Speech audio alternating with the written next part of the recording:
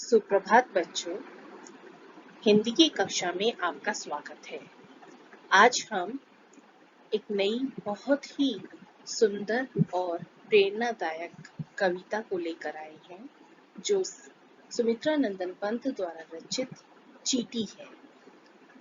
चींटी के व्यक्तित्व से हमें जीवन में बहुत कुछ सीखने के लिए मिलता है। आइए हम इसको आरंभ करते हैं और उससे प्रेरणा लेते हैं। सर्वप्रथम कवि का सामान्य जीवन परिचय देखते हैं जो कि बहुत इम्पोर्टेंट है। संक्षिप्त परिचय में पहले देखिए, उनका नाम सुमित्रा नंदन पंत और उनका मूल नाम गोसाई पंत दत्त था। उनका जन्म 20 मई 1900 में कौसानी ग्राम में हुआ था और उनकी मृत्यु 26 दिसंबर 1977 में हुई थी। 77 को 77 कहते हैं। बेटा ये चीजें आपको बहुत संक्षिप्त परिचय यहाँ जो दिया है इसको बाय हार्ट करना है। इन तारीखों को आप भूलेंगे नहीं। इसके जीवन परिचय को लिखने में इन तारीखों को बिल्कुल भी गलती नहीं करेंगे। उनके पिता का नाम पंडित गंगादत्त और उनकी प्रारंभिक शिक्षा कौसानी गांव में हुई थी और उसके पश्चात उनकी उच्च शिक्षा बनारस और इलाहाबाद में हुई थी। उन्हें संस्कृत, अंग्रेजी, बांग्ला और हिंदी भाषा का ज्ञान था। साथ ही उनकी उपलब्धियों में 1950 ईस्वी में ऑल इंडिया रेडियो के परामर्शदाता, साहित्य अकादमी पुरस्कार, सोवियत भूमि पुरस्कार, ज्ञानपीठ पुरस्कार और पद्म भूषण की उपाधि प्राप्त थी। सुमित्रा नंदन पंत छायावादी काव्यधारा के कवि थे और उनकी शैली गीतात्मक थी।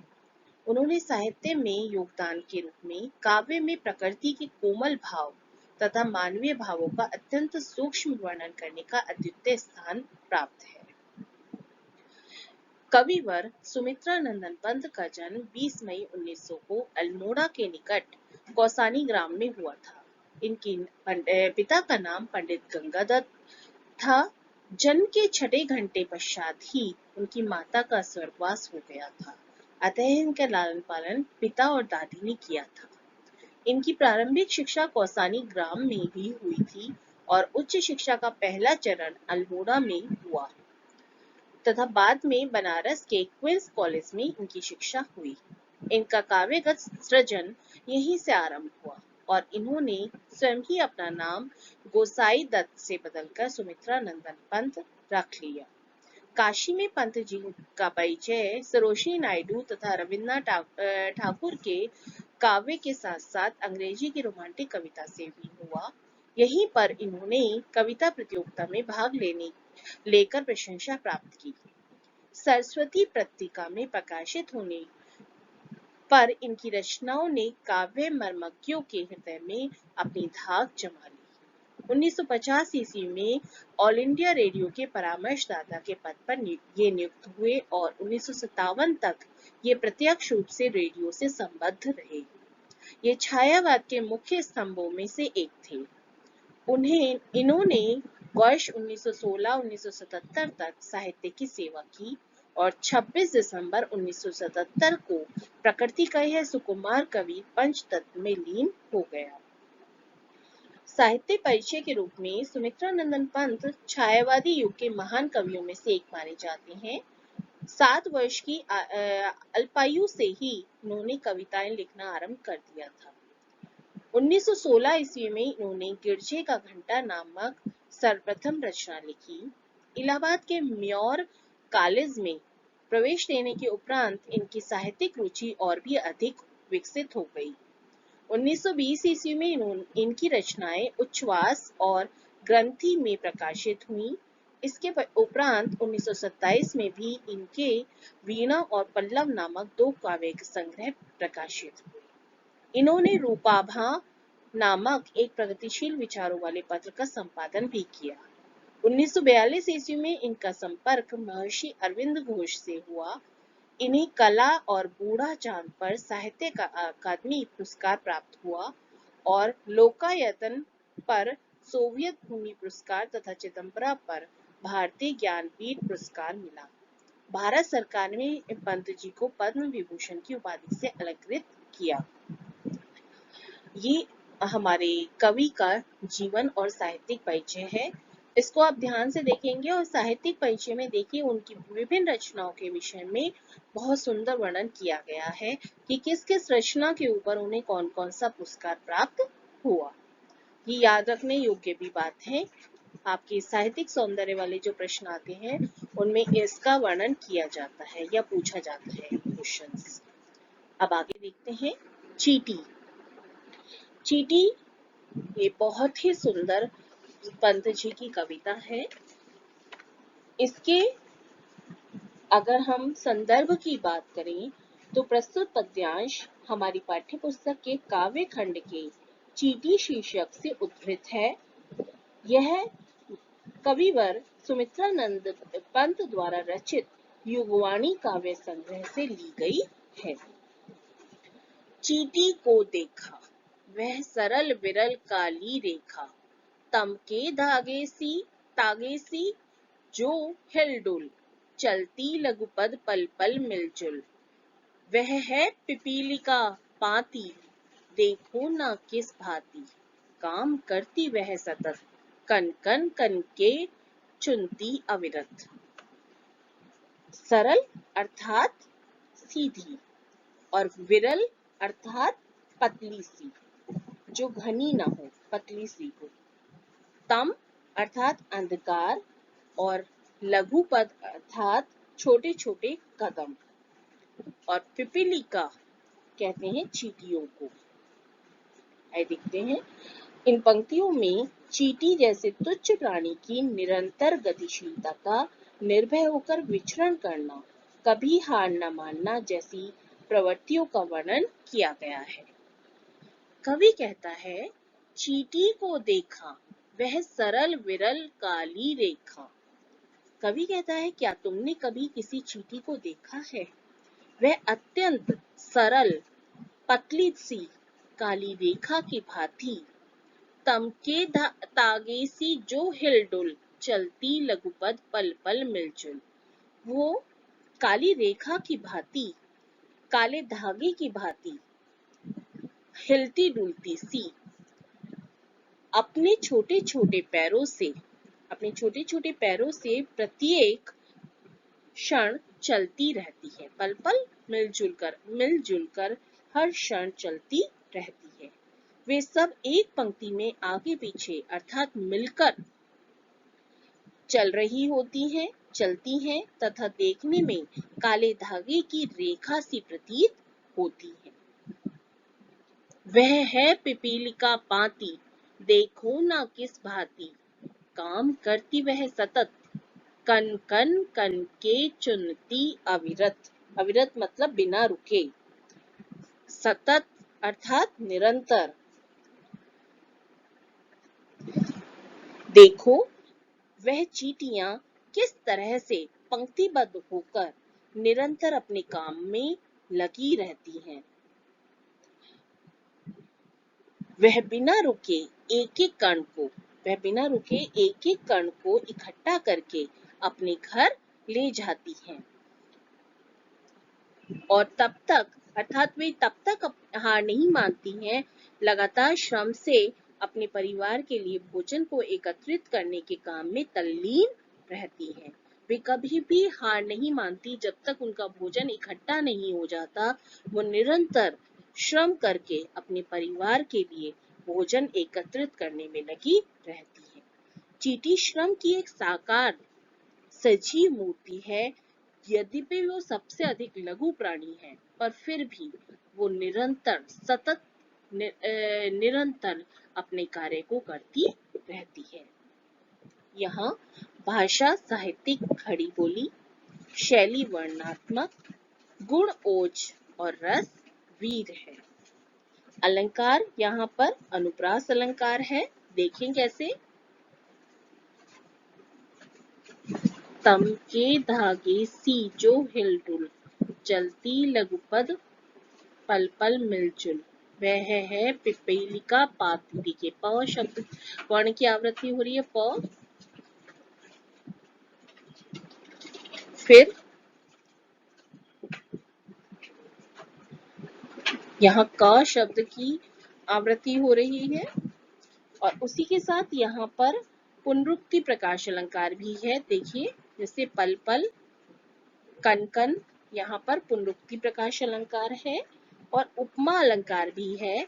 मैंने जैसे आपको बताया था, जब किसी उपमेय की उपमा से तुलना की जाए और तुलनात्मक शब्दों का प्रयोग भी उसमें हो, जैसे सी यहाँ पर प्रयोग किया गया है, तम के धागे सी, तो यहाँ पर उपमा अलंकार है। और काली रेखा,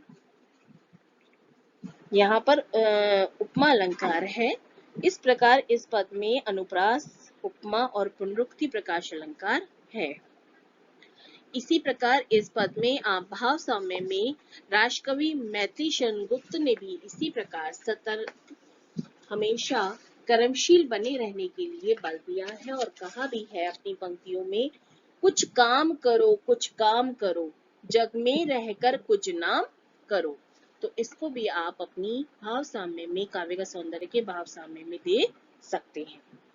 आगे देखते हैं अगला पद, गाय चराती, धूप खिलाती, बच्चों की निगरानी करती, लड़ती अरी से तनिक न डरती, दल के दल सेना संवारती, घर आंगन जनपद बुहारती। निगरानी अर्थात देखभाल ना, निगरानी अर्थात देखभाल करना, अरी अर्थात शत्रु, और तनिक न डरती मतलब जरा भी नहीं डरती, और बुहारती अर्थात साफ करती। आइए देखते हैं प्रस्तुत पद्यांश में चींटियों की कर्मठता का साकार रूप चित्रण किया गया है कि चींटियां किस प्रकार कर्मठता की साकार मूर्ति होती है, जो हमेशा निरंतर कार्य में लगी रहती हैं और एक सामान्य व्यक्ति की तरह किस प्रकार अपने सारे कार्य करती हैं। गाय चराती, धूप खिलाती, बच्चों की निगरानी करती। कवि पंत जी कहते हैं कि चींटियों के पास अपनी गाय भी होती है और वे अपनी गायों को चराती हैं और यथा समय उन्हें धूप भी दिलाती हैं। वे अपने बच्चों की देखभाल भी करती हैं तथा लड़ती अरी से तनिक न डरती, और हर चींटियां अपने शत्रुओं से लड़कर अपनी और अपने परिवार की सुरक्षा भी करती हैं और उस कार्य में वो कभी भी जरा सा भी डरती नहीं है। दल के दल सेना संवारती, घर आंगन जनपद बुहारती। और जिस प्रकार एक मनुष्य जहां अपने देश की और अपने परिवार की सुरक्षा का कार्य करता है और दूसरी ओर अपने घर आंगन की सफाई और सुरक्षा का कार्य करता है, उसी प्रकार मतलब दोनों ही रूपों में परिवार के समक्ष हमेशा खड़ा रहता है, उसी प्रकार चींटियां भी अपने सामूहिक दल को बनाती हैं और बहुत सुंदर सेना का निर्माण करती हैं और अपने समाज की और अपने परिवार की सुरक्षा करती हैं। दूसरी तरफ ये चींटियां बहुत सारी गंदी वस्तुओं को उठाकर ले जाती हैं और घर आंगन में रास्ते को झाड़ पोंछ कर साफ कर जाती हैं। अर्थात चींटियों से हमें अपने परिवार का, अपने सभी कार्यों की शिक्षा लेनी चाहिए कि वो कितनी ही छोटी जीव होती हैं, परंतु वो हर कार्य को बहुत ही निपुणता के साथ करती हैं और उनमें सामंजस्य भी निभाती हैं। यहाँ इन पंक्तियों में के माध्यम से कवि मानव को ये शिक्षा देने का प्रयास करता है कि जब चींटी जैसे तुच्छ जीव, छोटी सी जीव भी निरंतर अपने हर दायित्व को संभालती है और बहुत सफलता पूर्वक संभालती है, तो हम तो मानव हैं, हमारे पास बहुत अधिक शक्ति और बुद्धि है। हमें भी अपने परिवार, अपने समाज और अपने घर आंगन का सफलता पूर्वक सुंदरता की तरह इसके साथ पालन करना चाहिए। यहाँ भाषा साहित्यिक खड़ी बोली, शैली वर्णात्मक, गुण ओज और रस वीर है, साथ ही अनुप्रास अलंकार है।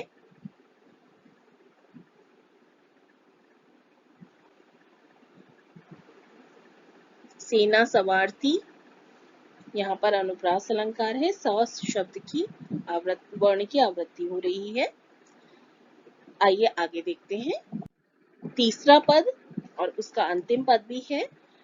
चींटी है प्राणी सामाजिक, वह श्रमजीवी वह सुनागरिक, देखा चींटी को उसके जी को, भूरे बालों की सी कतरन, वह समस्त पृथ्वी पर निर्भय, विचरण करती श्रम में तन्मय, वह जीवन की चिन्हगी अक्षय, वह भी क्या देही है तिलसी, वह भी क्या देही है तिलसी, प्राणों की रिलमिल झिलमिल सी, दिन भर में वह मीलों चलती, अथक कार्य से कभी न टलती।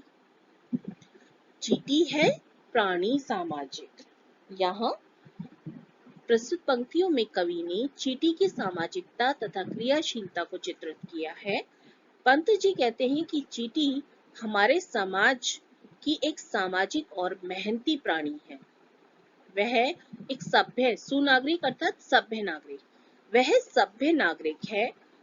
जिस प्रकार मनुष्य एक सामाजिक प्राणी है, वह समाज के नियमों एवं कर्तव्यों का पालन करता है, उसी प्रकार चींटी भी अपने समाज के नियमों और कर्तव्य का पालन करती है, अर्थात चींटी भी परिश्रमी और अच्छी नागरिक है।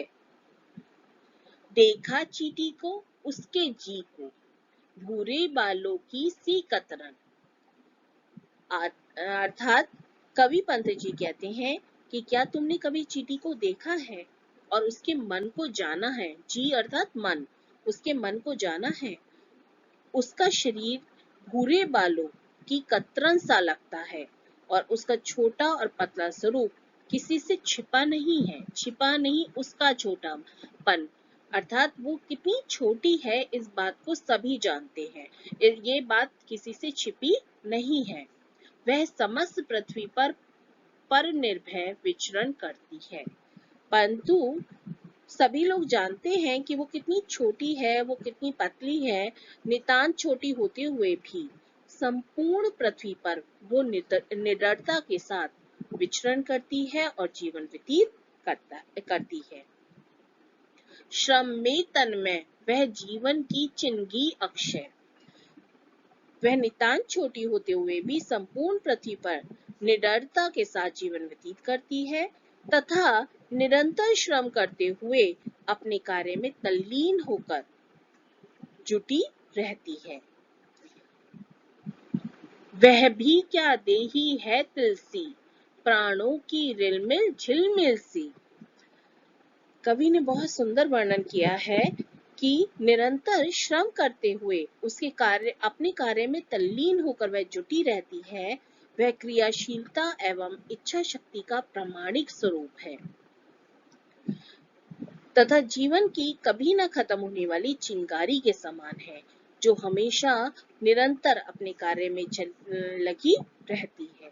यद्यपि चींटी का शरीर तिल के समान बहुत छोटा है, जिस तरह से आपने देखा होगा तिल बहुत छोटा सा होता है, उतनी छोटी सी चींटी भी होती है, पर प्राणों की रिलमिल झिलमिल सी, परंतु उसके प्राणों की चमक झिलमिलाहट के समान है, जो निरंतर झिलमिलाती रहती है, कार्य में लगी रहती है।